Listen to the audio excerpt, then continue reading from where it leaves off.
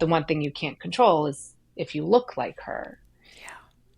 And when I'd walk into a room, that would like bring them to their knees.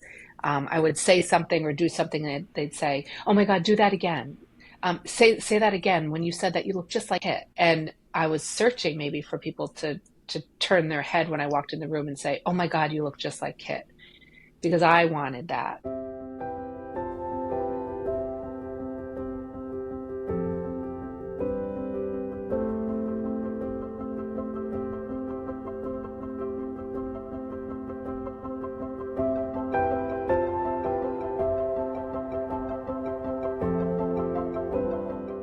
Hi there, grief growers, and welcome back to the show. I am so delighted to be here with you today.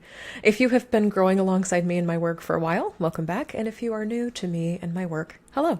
My name is Shelby Forsythia. I am a grief coach, two-time author, and the founder of Life After Loss Academy, which is an online program that has helped dozens of grieving people stop feeling lost, stuck, broken, and alone in the aftermath of devastating loss, and start building lives that they genuinely love from the lives that loss forced them to live.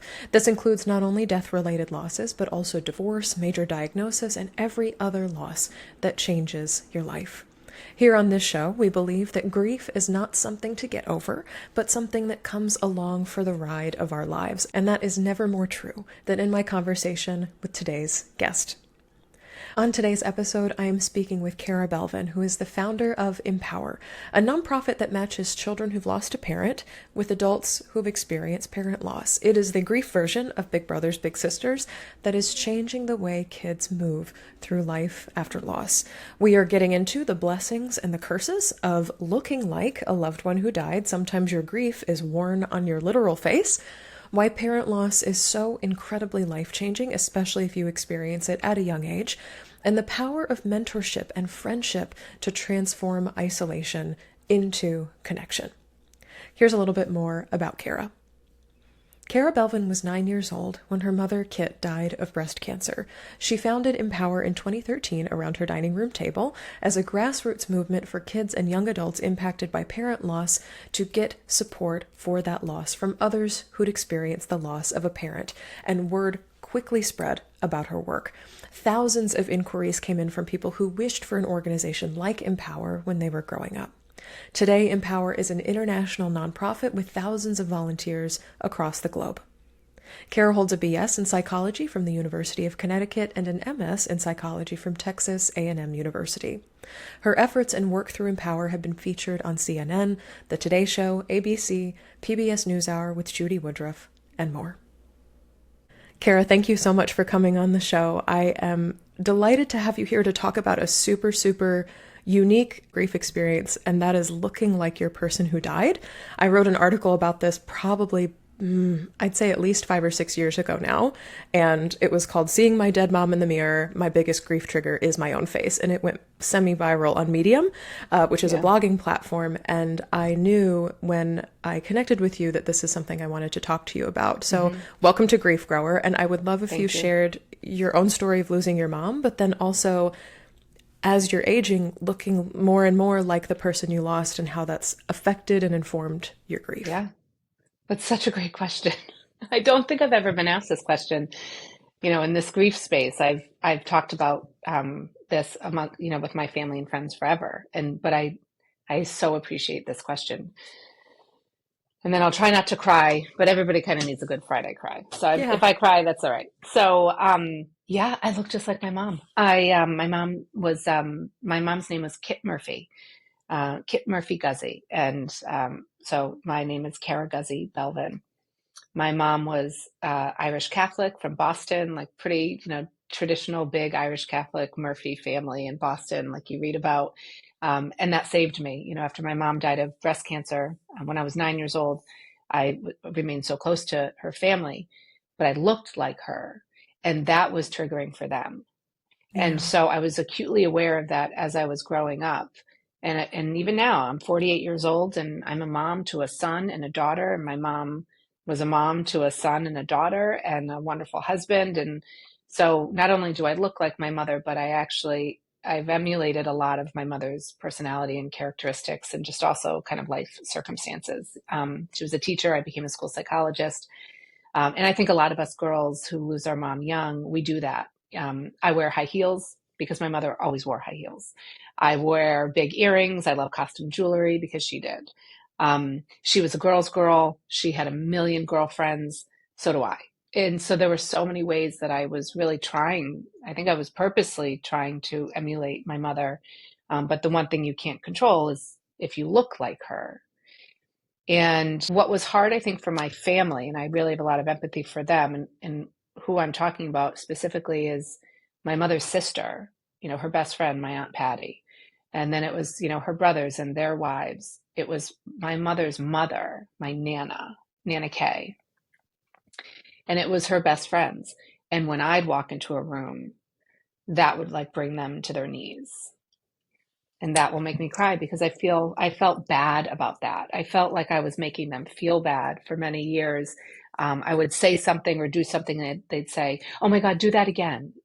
Say that again. When you said that, you look just like it." So I grew up for decades. I heard that and I knew that and I was proud of that. But I was a blonde. My mother was a brunette, blue eyes, thick, dark, black hair, straight. And I was a blonde with curly hair because I'm half Irish, I'm half Italian. So I look more Italian than I do Irish.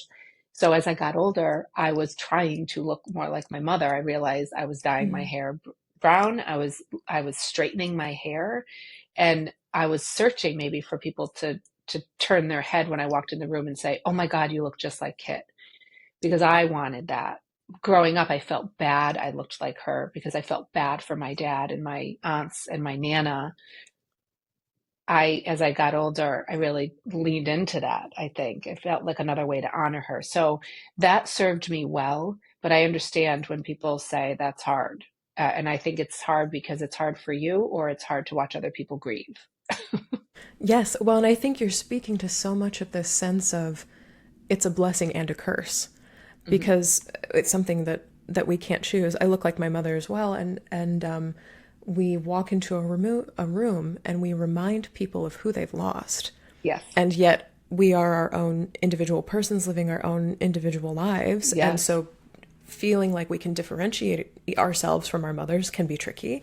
But then also to look in the mirror and be like, that's the person who gave birth to me. That's the person who loves me more than anything. Yes. Is so comforting at times. It's comforting and terrifying. Yes. And I remember speaking to Hope Edelman about this on another podcast years and years ago, but it's also surreal to surpass the age that a parent was and watch yourself age in ways that they did not get to.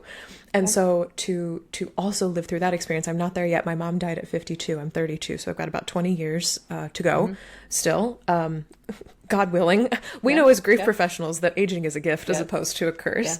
But kind of watching yourself go through these same milestones, I'm remembering my sister and I both look like my mother. My best friend joked, "Shelby, when your mom had children, she just hit copy paste and then just like made kids." Yeah. Your dad was not involved.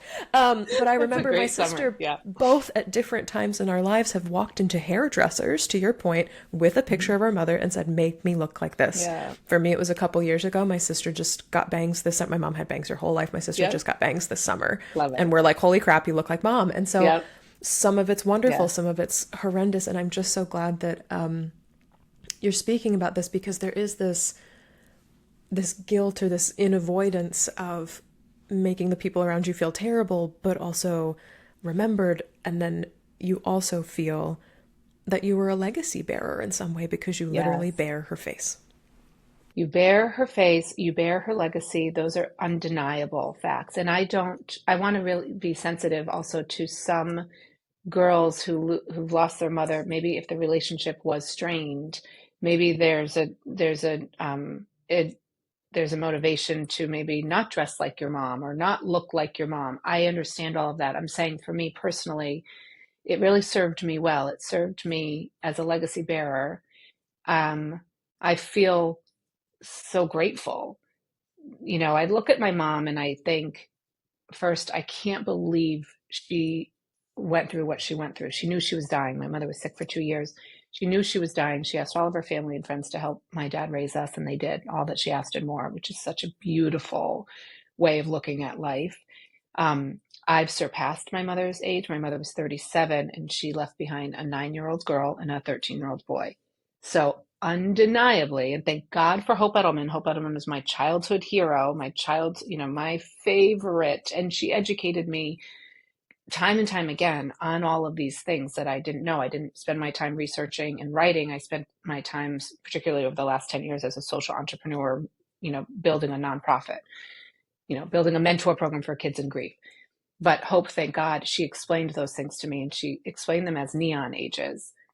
And what's surprising about neon ages, and I often do share this with some of my friends, maybe my age who've lost their mom, I say, okay, careful about these neon ages. Undeniably, you may be shook to your core when you turn the age that your mother was when she died. That's undeniable. The year leading up to it, you may have some pretty high anxiety. That feels like it's coming out of nowhere, and then you realize, oh, this is why. Yeah. You will have, if you have children and they are the same age, undeniably age 9 or age 13 for my son and daughter should have been my neon years. But here's the thing in grief that like trips you up every time is those weren't my neon ages. When I was 35, I had a regular mammogram, as I always did, because I was screened so thoroughly. And my mammogram came back fine. The results were normal. And the oncologist told me to go home, and I lost it. And I cried. I had really like an anxiety attack in her office.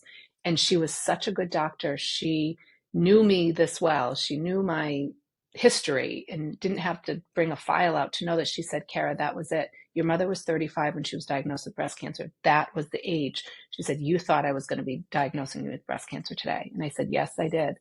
And I got in my car. I think I, picked up a coffee, windows down, sunroof open, like Jerry Maguire, like Tom Petty moment. I'm like singing in the car ride home thinking, oh, this was my rebirth. I didn't share my mother's fate. I'm 35. I have my son and my daughter and an amazing husband. And here I'm living. Aging is a gift. So it wasn't 37. My neon age was 35. And then growing, in the neighborhood we are in Boston, little girl next door to me turned 9 years old, and I'm very good friends with her mother. And it killed me because I thought, she is so vulnerable, this little 9-year-old girl, this beautiful little girl, sweet, wonderful family. And I love her mom. And I just kept praying nothing would happen to her mother. And my children were much younger than her at the time. So her age 9 was my neon age. And those are the things that trip you up in grief. It's like, I don't know how many books you could read or, to educate yourself and to prepare yourself for that. But that's part of what trips a lot of us up growing, grief comes in waves, or there's triggers. Thank God we're talking about that. Thank God I didn't grow up understanding what a trigger was. Thank God the younger generations, and you're part of the younger generation, you understand it, you talk about it. We didn't do that in the 80s. We didn't have safe spaces, Shelby, right? Like you just moved on. I mean, my mother died and the pictures came off the wall and we moved forward, and Wow. You got good grades and you were college bound and you were going to be a Division I athlete. And like there was this pressure. I say the pressure served me well because I can't begrudge my father. I love my father more than anything and for everything he did for me. But those are the kinds of things I think that trip us up, that surprise a lot of us who've lost a parent when we were children or as a young adult, or untimely, because my grief is not more shiny or more important than yours. Hard things are just hard. So Yes. I lost my mother when I was 9. Everyone would say, God, that must have been so hard. But it's hard for any of us, especially when you lose your mother. Your mother is everything. Yeah. And thank you for speaking to looking like your person who died may not always be something you want. I love that you spoke to moms with, or girls with strained relationships to their mothers, but I'm also thinking of other instances where I've had clients or students in my online course say something like, I look like my biological parents who I never met, never knew, but all I knew was that I was not wanted. Or I look like the father who abused me or the grandfather who shunned me. Like I look like people I do not want to look like. And so there's this resistance to carrying their presence, their impact on your face. It is very much a physical manifestation, an inescapable Yes. one of grief. People talk about, the body keeps the score, or Mary Frances O'Connor's Hmm. like the grieving body. Your Hmm. body carries grief, but sometimes so does your face. Your face Yes. actually carries your grief. So thank you for Yes. speaking to Yes. this is not always something that feels like a blessing more often Yes. than a curse. And God love that doctor. That for folks who don't know the term neon years, this is something Hmm. from Hope Edelman's work where there's like a flashing neon number in the future that gets closer and closer as you grow closer to that age. And for some people, it's a death date. And for some Hmm. people, for Cara, this is what I call in Life After Loss Academy a date of knowing, which is usually a date of a diagnosis, or for instance, for other grief events, like 42 is the year we found out my dad was cheating on my mom. And so getting to Yeah. 42 is a milestone in my marriage Yeah. with my Yeah. spouse or something like that. And so Yes. dates of knowing information about a grief event, not necessarily Yes. death dates, can also be neon numbers Yes. or neon ages in your life. Yes. I love that you brought that up. I I do love want to that you're pivot. putting a name to that. I've never even heard of that. See this in our space, there's like, you can never Mm, have enough of this information. But now that you know that, it can, again, it may bring anxiety, but it also may bring anger and rage. I've been kind of fixated on this. We were serving girls for so long, not yet serving, we're not serving all genders who've lost a mom or dad. So I have an interesting, historical at Empower.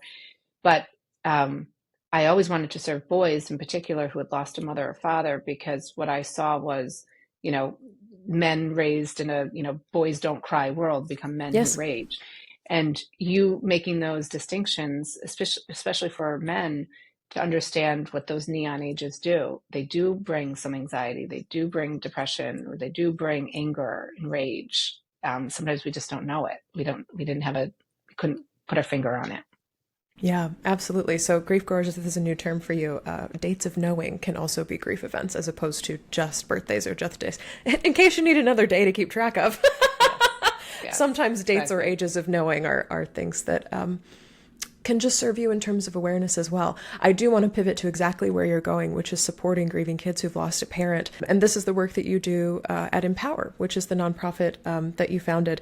And I want to get into why exactly the loss of a parent is so life-changing. I think there's so much in our media and so much in our culture. I remember I did a podcast episode years and years ago with Jana DeCristofaro from the Dougie Center, and she's like, why is it that every Disney princess and every superhero is either an Yes. orphan or has lost one or more parents? And there's kind of this sense too of like, well, if it's too complicated a storyline, the movie ends up being more than an hour and a half. Sure. And if you have too Yep. many relationships to explain, sure. Sure. I think that's a cop out Sure. by Hollywood. Exactly. Sure. But Whatever. That's fine. there's this sense culturally where we tell people losing a parent is life-changing, but we don't talk about how. Like, what is the impact of losing a parent, I would say, under the age of 21, under the age of Yeah. 18, when you are Yeah. still forming yourself? We're always forming ourselves into people, but especially when you are reliant on a parent for Yes. knowing how to be in the world. So I'd love to talk about your work with Empower. What is it? And Oh. then what makes the loss of a parent so Oh my God, devastating for Shelby, how kids? long do we have? This is okay. Here's the thing. Here's the sitch in Hollywood. I'd say, Cinderella's mother on her deathbed, she said, "Have courage and be kind." So when I started this nonprofit, "Have courage and be kind" was the quote that was on everything. I was trying to make everything really colorful and bright. I didn't want it to be black and white. I wanted everything to be colorful for the children that were enrolled in our program for many reasons. My life was in black and white. I mean, that's the truth, but I still saw there was beauty in the world after my mother died. So I was blessed with, I didn't have jealousy or envy for my friends whose moms did not die, because that's very common. I don't know where it Mhm. was, or in my DNA, in my bones. I didn't feel envy or jealousy. I had this sixth sense that, um, my loss was, very unnatural. Um, but I knew that as I grew and met, and my world, got bigger, that I would meet other women who knew adversity and whose trauma or tragedy was more in sequence. Mine was so out of sequence, right? So there was just kind of an understanding. But yes, I mean, why do we love the story of Cinderella or Elphaba? I'm Elphaba. I mean, the Wicked 20th anniversary came up, and I was nominated for like the Elphaba Award. Why do we love that? Why do we want to see that, like, we're unstoppable? When the world stopped, when our parent died, and your parent is everything. Again, a strained relationship or not. I mean, I always say when I look in the mirror, on a tough day and I want to remind myself I'm strong and I can get through it, I say, straighten your crown and remember whose daughter you are. My mother was no bullshit. My mother was, she would tell you what's what. And I loved that about her. And she had an In her high opinion heels, Kit Murphy. in her high heels, and she was gorgeous and smart and funny and loving. And yeah, I want to straighten my crown and remember whose daughter I am, because my mother didn't really put up with a lot, and I love that. Um, but the loss of a parent, and the reason why I actually started a nonprofit, not that I suggest anyone go and start a nonprofit. There's plenty of really beautiful, especially, childhood bereavement organizations around the country that exist. And so, there's many to support. You can volunteer your time and donate your money and support other great orgs in this space. The reason I did this was because I looked around and recognized this one thing wasn't really being done, and that was mentorship. I would have loved, when I was younger, growing up, to have met like a 40-year-old woman who survived the loss of her mom. So growing up, I never met another girl whose mom died, which was like living on planet Mars. And I never met an adult woman who had survived it. Right. So, and I'll talk about that when we, talk more about youth mentorship for, children grieving, and why it was so unique. I didn't know no one was really doing it. I didn't know today we're still the only nonprofit that had that idea, or that's, saw that value in youth mentorship. But all the science says, you can see yourself in someone else's, in someone else, and someone who is further along on that journey is really impactful. It reminds you that you'll survive it. So, but the loss of a parent, we do know, I mean, there's a little bit of research, not enough, but the research out there does suggest that an early loss, it does, it puts you at risk. And it is a loss that comes with, higher risks of anxiety and depression, school absenteeism, behavioral problems, illicit drug use, unplanned pregnancy. We know that. But I didn't know that growing up, because it seemed, well, there's life and there's death, and, everyone's going to lose a parent. I think that what we didn't recognize was just how painful the loss of a parent is. And then how oftentimes it's compounded by a world going on around you as normal as a young person, and how you are trying to keep up with that life going on around you as normal, and how exhausting that is. So for me, I describe it as like a 1-ton brick on my chest. I thought about my mother every minute of every day, like a lightning bolt. So those around me, out of love, maybe didn't come out and try to help or support or, talk about my mother's loss out of love, because they didn't want to rock the boat or remind me of something, it looked like I was having a good day or I had good grades, so why rock the boat? But I unfortunately learned rules that said, like, you're not allowed to talk about this here. And so for 20 years, I didn't not talk about my mother.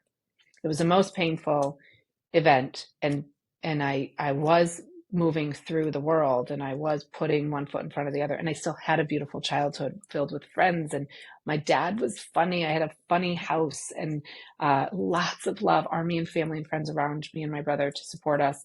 The kind of friends you read about, beautiful community in a Connecticut suburb, a beautiful future ahead. But I was in a great deal of pain. Is that something you hear from the kids in Empower too? Is like, I just wish I knew somebody whose life Yes. also looked like this, because adult or Yes. child, it seems like that isolation or the sense of being other in a world that's moving on as Yes. normal seems like such a big Yes. deal. Yes. Yeah. I knew I was onto something. I mean, 10 years ago, I started this, and even before it was a mentor program, it was just an event on Mother's Day. I thought I would bring teenage girls together on Mother's Day because that was such a lousy time for me growing up. And I recognized that the 2 months leading up to the day were almost worse. And so it was that anticipatory grief. It was that, like you talk about, those dates. And it was an isolating time. And I was trying to understand, especially because I started my career as a school psychologist, I tried to understand really developmentally, why is it so isolating to lose a parent? And then you really peel it back, and some children are actually embarrassed that they've lost a parent. And so then it's this snowball effect after the loss. It's the lack of, open and honest communication. It's these rules that say you're not allowed to talk about this, number one. Number two, you should be over it by now. It's been 2 years. Yeah, And exactly. those things incite rage. Because it's hard to understand, like, why would I be so rageful after my mom died of breast cancer? Like, people get sick and die after all. Like, no, I was enraged that she died. And so you kind of think about, what is it that makes it so isolating? And what is it that makes it embarrassing? Or what you have this social component that a lot of kids at Empower have, they're shaking their heads. Yes, I knew I was onto something, because every time I would speak about my experience from 30 or 40 years ago, a room full of children in this day and age were shaking their heads saying, that's me. I'm just the girl whose mom died. So socially, you do become the girl whose mom died, or the girl who's the boy whose dad died. And that is a label. It's hard to shake. And the only way you really stand tall, put your shoulders back, stand 2 feet taller, I say, after every kid leaves an event at Empower, and, every child who's matched with a mentor, I swear I see them come in with their shoulders shrugged. They are standing 2 feet taller afterwards, because they know they're not alone. And I think all anyone ever wants to know is, like, I'll survive this. I'm not the only one who's going through this. There is life after loss. I'm going to survive this, because I can look around the room and realize I'm not alone in my grief. There are other kids powering through too. They're tripping up all the time too. They're getting it wrong. No one has the right way to grieve. But to know that someone else somewhere else in the world is going through this, I thought was really one of the most beautiful, empathetic, supportive ways that you can help a child of an early parent loss. Yeah, I want to really get into the mentorship aspect of Empower, because I had never heard of this until I was introduced to your organization as well. And we do something similar in my online course, Life After Loss Academy. It's for adults 18 and up, because we use swear words a lot, and Yeah. talk about other components of grief, like sex and coping through food and alcohol and Yes. relationships and all these other things. And so it's definitely adults only over in Life After Loss Academy. But there's an exercise we do when we talk about building a life that you love from the one that loss forced you to live, where I ask people to choose at least 5 grief role models. They can be celebrities, they can be fictional characters, they can be people in your lineage and your ancestry. And I really ask them to drill down into, as a person, what about how they express their grief or carry their grief in the world is Mm-hmm. admirable to you? And then can you embody that for yourself? One Wow. of my ones that I wrote about in Your Grief Your Way is Betty White, who took her love for her husband, Alan Ludden, who was a game show host who died, I think, of stomach cancer. She channeled his memory into every character she played, including in The Golden Wow. Girls when she had to reenact the death of her fictional husband, Charlie. And so as an Mm-hmm. actress, she put her grief into her art. And I was like, I like the idea of Wow. putting grief into your art. And so now, as many opportunities as Wow. I can, whether it's music or painting or theater or dancing, I'm like, how do I put grief into my art? And so that's just like a guiding question based on a fictional mentor. I've never met Betty White. She's gone now. But this idea of having someone to look up to who Yeah. carries their grief with them every day is such a profound concept for a nonprofit. Yes. And I'd love to know, Yes. like, how did that come to you? And then also, kind of as we're winding down the conversation too, how do people get involved with Empower if they if they have kids in their life, they want to connect to a group, or if they want to become a mentor themselves, Yes. if they're an adult that's Yes. far out from that loss? Yes. Well, let me start with that. Let me say, if you are 25 years old or older and you have had the experience of losing your mother or father to death at any age and to any type of loss, we would love for you to consider being a mentor. So that's simply going to our website and hitting the inquiry button. And I'll put that But in the show why? notes for everybody listening. Thank you. And why that's important? Why is that a hard volunteer role? I think it might be hands down the most meaningful thing I've ever done. But hands down, one of the most emotional volunteer roles I've ever had was mentoring, girls like me who I understood where they were going. I understood, unfortunately, very painfully, I understood how hard the road ahead of them might end up being, right? Exactly. So that's hard to hold space for a child like that. I'll tell you the origin story. Empower is a kind of a classic founder story. I started it around my dining room table, went on to raise millions of dollars. All of our programs are free of charge. And so I was really, I was talking to anyone who would listen, and I was garnering support and mobilizing volunteers to do this one thing, to show up for kids who'd lost a parent. And it came in the form of two things. It was events. It was events on Mother's Day and Father's Day. It was events, in the summer at, a beach party. It was a cooking class, an actor's workshop. It was these events aimed at their interest. And I always say, we had a celebrity chef in Boston teaching the girls how to roll sushi. They don't even like sushi. It had nothing to do with sushi. It was Jimmy Lang, this amazing chef, donating thousands of dollars of time and food and space to bring girls together whose moms died in a room, roll sushi. But also, he was a man who had a really beautiful story. And I wanted him to tell his story of, perseverance and survival. Although he couldn't relate personally to the loss of a mom, he had adversity and he had a lesson to share. So I was always trying to teach, hey, we're all in this together. Again, your loss is really out of sequence, but you will meet other people who have had great loss and pain too, and they'll draw strength from you. Why this was important, 10 years ago, I looked around and realized this wasn't being done. And I went to Big Brothers Big Sisters. I sort of knocked on their door, metaphorically and actually literally and figuratively, I should say. I knocked on the door of Big Brothers Big Sisters here in Boston, and I said, why don't you make mirror matches? Why wouldn't you match a girl like me, a 9-year-old whose mom died of breast cancer, or a 17-year-old girl who lost her mother to suicide, or a sudden illness or a sudden death? Why wouldn't you match her with a woman like me who could relate to the loss of a mother?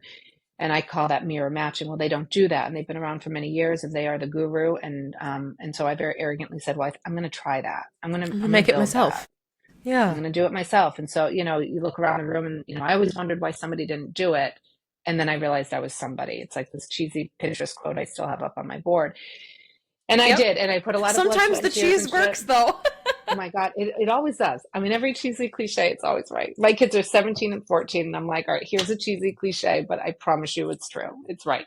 Um, so what I did was I in 2017 now, I built the program. I built, 75-page policy and procedural model. It's very safe and responsible, and it emulates all the Big Brothers Big Sisters has been doing so beautifully for youth all over America for close to 100 years. And the idea was to first recruit mentors, which is not easy, right? How can you recruit a woman like you and I to really hold space for a child? And the reason why I knew it was hard was because the very first babysitter I had when I moved to Boston, we moved in from downtown Chicago, and she was a young girl whose mother had just died suddenly of a heart condition, unknown heart condition, a healthy woman. And I watched as a lot of people in town didn't really come around out of love. And I realized, oh my God, not much has changed. It's, my mother died 30 years ago. That's how it was back then. Come on now. I thought we were so much further ahead. And then I realized I could befriend her. I could take her out for ice cream after a bad day. I was taking her back to school shopping, and I loved it. And when I was out and about doing that, other women were coming up to me because they knew who she was, because it is the truth. Unfortunately, everyone does know that the girl or the boy or the non-binary youth who just lost his mother, just lost their father. You do know, especially in a small community, and it rocks you to your core. And so they were kind of building a program for me. They were saying, well, tell Dad I'll do that. Give him my cell phone number. I'd love to take her, prom dress shopping. And now, especially the women who had a personal lived experience, they were saying, my mother died when I was in high school, or my mother died when I was in elementary school, or my mother died my freshman year of college. I know what she's going through. And that really became the impetus, for building this mentor program. And again, I think, we are really quick to recommend therapeutic services, and I hope every child finds their way to therapy, individual or group. I'm a huge proponent. I hope that they find their way to peer support through events like Empowers around Mother's Day and Father's Day in our events. There are bereavement camps in the summertime that kids can access for free. There are center-based support groups. My idea was the opposite. It was community-based.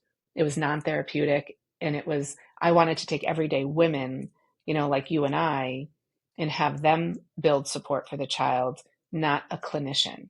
Because unfortunately for me growing up, what I realized was the only one who did talk to me about my mother who died was the school psychologist. And quite honestly, it was a hit and miss.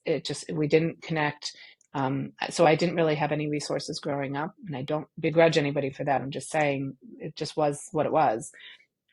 And I think a lot of other lay people around me that could have been supporting me, especially women in town who also had lost their mom. I would have loved if they were, came to my rescue or took me back to school shopping, because they would have been outside my family nucleus, where in the dressing room, my aunts are grieving my mother, and I'm coming out of the dressing room in my new first day of school outfit, and they're brought to their knees because I look just like my mother. And they're a prom dress, a wedding dress. I look just like my mother on my wedding day. And so that was hard. I wanted a mentor outside my family nucleus who wasn't there, who wasn't grieving my mother, that I didn't have to protect. And I didn't have to, be heartbroken watching grieve. I wanted that woman to be my mentor. And I wanted her to say, I remember what it was like when I hit those milestones, like graduating high school. This is one of the most common, conversations we have at Empower. We have hundreds and hundreds of children enrolled each year, but we have thousands and thousands of volunteers. So the girls and, girls, boys, non-binary youth of any parent loss, my intent is that they're really just meeting adults who can relate. And the number one thing we say is, as a kid, you're really scared to reach those milestones: high school graduation, college graduation, marriage, children. And a lot of us want to avoid those things, and we don't find joy in those things because we've been so terrified to go through them without our parent. Mm-hmm. And so I'm the best one to relate to. These girls were asking me those questions, when I was first starting this program. They couldn't get close enough to me. They were touching my hair, and I was like an alien from their planet, that I existed. And they had a million questions for me. How did it feel when I graduated high school without my mother? How did it feel when I got married? What was it like when I had a baby and I didn't have my mother to come and do my laundry and feed the baby and let me sleep? Look, I survived it. I survived it, and I still feel like my mother's standing right here. I feel like my mother didn't miss anything. That's how I believed, how I kept her memory alive and her spirit alive. But were those hard? Yes. And did I regrieve? Yes. Mm-hmm. And so to lose a parent is, I'd say, arguably, the most painful experience for a young person, and often snowballs into a lot of anger or confusion or great sadness, great anxiety. And I just don't think that there's quite enough understanding around us. Like I said, I think out of love, people want us to just move on. They don't want to watch. It's so painful to watch a child grieve. Or they don't know what to do, and so they do nothing. And what Empower offers is just one way of saying, here's something to do. Yes. If you want it's okay to talk about loss, as we say. Yes. It's okay to talk about my loss. Yes. Yes, it reminds me very much of, I wish I remembered this person's YouTube handle, but I think there's a man on YouTube who, I think the username is everybody's dad, or your friendly dad, or something like that.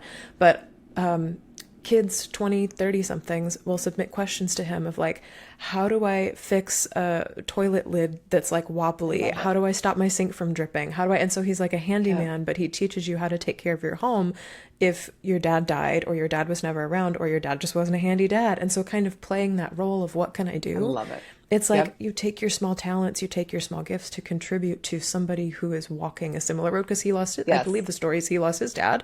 And so he's nobody taught me these things, so I learned them myself, or I had great men to learn them from, and so now I teach them to you. The last question I have for you is, something I love about Empower and I'm excited about is, as a queer person, I am so thrilled and honored that you have opened up Empower to more than just young girls. I know it used to be Empower Her, and now it's broadly Empower, and now serves young boys and young non-binary kids as well. And as a queer person who's married to a queer person, it's really lovely to see more people like me included in what you offer. My mom, I was 21 when my mom died, but I had just come out of the closet to her, and our relationship did not end well on a good note. And so we were fighting when she died.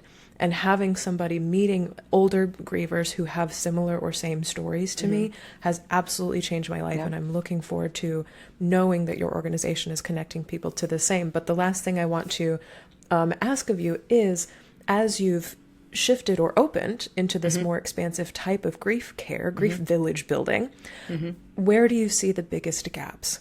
Like, we are Mm-hmm. missing mentors for suicide loss. We are missing mentors who are non-binary or queer. We're missing mentors, or we Yes. need more mentors who have insert trait here, so we can put the call out over the podcast waves to, if you have the time, space, willingness to fill in a gap, I would love to make that happen for you.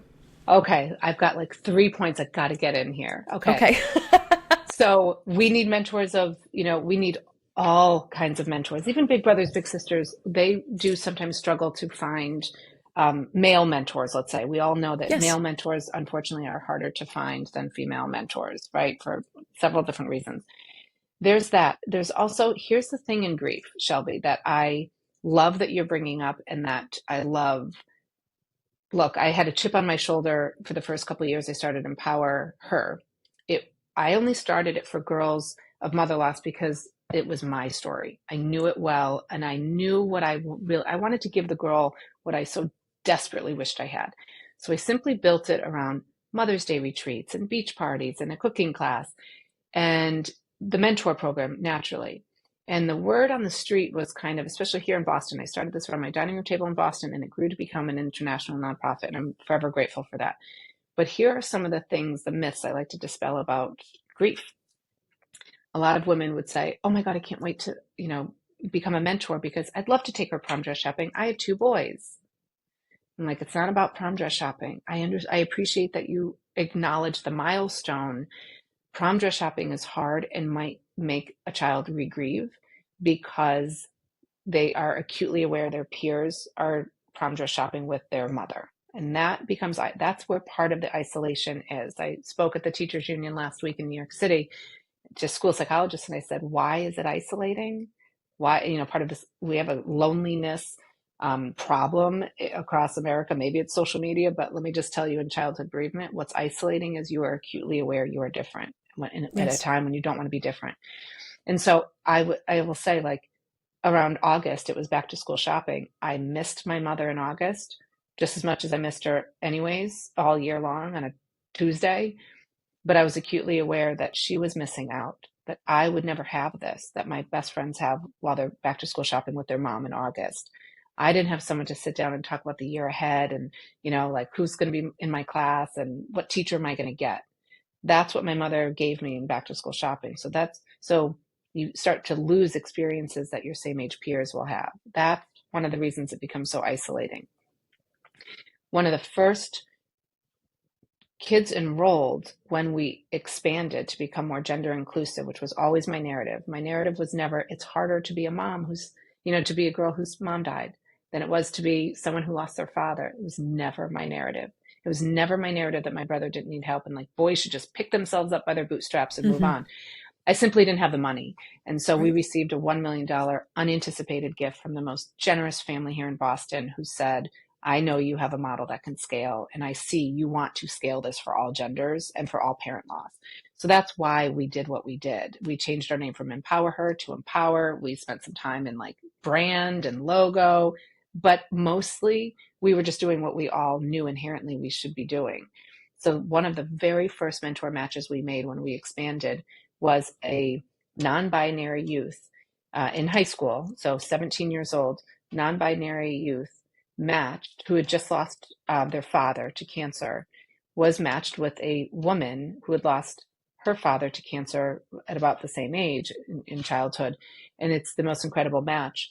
But that child made the decision about, that mentor match, about Mm. gender, because every family does. I'm trying to dispel all these myths. Like, I never said that every girl whose mom died loves hair and makeup and boys and clothes, but my Mother's Day retreat started to look like hair and makeup and boys and clothes. And I was like, oh, no, no, no, that wasn't my intent either. I wasn't saying that, oh, the sad thing about, your mom dying is, like, you'll never learn how to do your hair. It's like, I have a lot of friends whose moms never taught them how to do their hair or Right. don't care about doing their hair.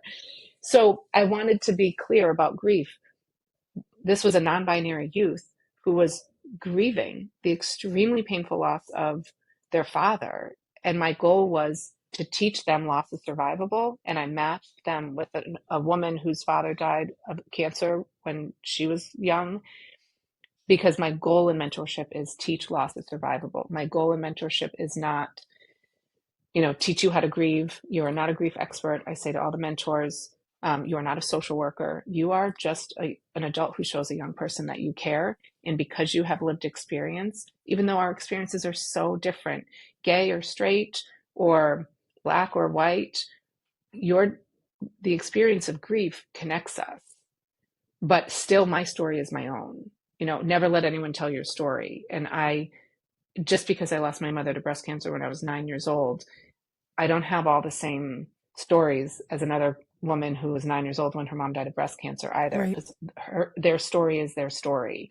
And because of that, I keep going back to this quote. I love the compassion tent that says, in the compassion tent, there's enough room for all of us to, hold hands and look each other in the eye and say, I see you, I hear you. My grief is not more shiny or more important than yours. In the compassion tent, hard things are just hard. Mm-hmm. And we're all in this together. So for me, I knew, especially there were children who may be going through times in their life that were really stressful or painful, and they also were missing their parent, right? And so that experience of, let's say, coming out to your family, it would be terrific if you had a mentor who had both experiences, had experienced a loss of a parent and going through a difficult period of adolescence or early adulthood that you could relate.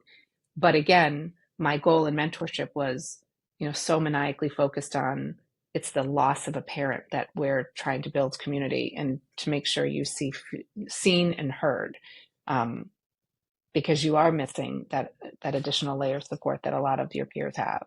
A cushy landing, as Claire Bidwell Smith said, it put it so well. When she was in college and having lost her mother and father, she looked around at her peers in college and thought, you all have a cushy landing. And that's what a lot of us missed. The job didn't work out, just go move home. Mm-hmm. The boyfriend didn't work out, you break up, go move home. Call your mom. And call your mom, call your dad. Yeah. And we just didn't have that. And so that was my goal in mentorship, was I wanted to reduce the isolation you felt in that and from your peers. They have that extra layer of support that you are missing. It's the fact of your life. It's not about the hobbies. It's not about the dresses. It's not about the sushi class. It's about the presence. It's about the shared experience. And I see you. I have lived an iteration of what you have lived. And I just love that your mission and your work is only getting bigger. Cara, thank you so much for coming on Grief Grower today. I'm so excited to share your story and the work of Empower. And I'm just so grateful to have had you here. This was really beautiful. Thank you, Shelby. You're doing incredible work.